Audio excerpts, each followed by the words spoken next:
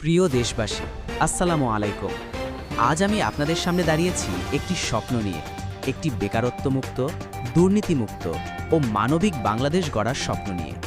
জাতীয় পার্টি সরকার গঠন করলে আমাদের প্রথম অঙ্গীকার হবে বাংলাদেশে বেকারত্ব কমিয়ে আনা। ৬৪ জেলায় শিল্প কারখানা গড়ে তুলে তরুণদের কর্মসংস্থানের ব্যবস্থা করা হবে। দক্ষতা উন্নয়ন প্রশিক্ষণের মাধ্যমে যুব সমাজকে আত্মনির্ভরশীল করা হবে।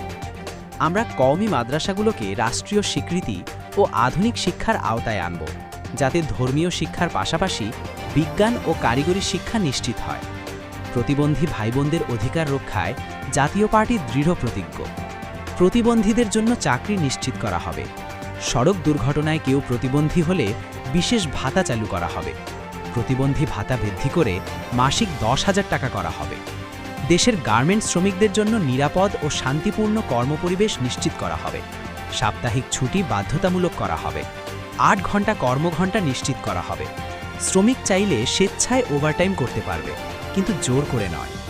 দুর্নীতির বিরুদ্ধে আমাদের অবস্থান হবে জিরো টলারেন্স। যারা রাষ্ট্রের টাকা বিদেশে পাচার করবে, যারা দুর্নীতির মাধ্যমে সম্পদ গড়বে, তাদের আইনের আওতায় আনা হবে।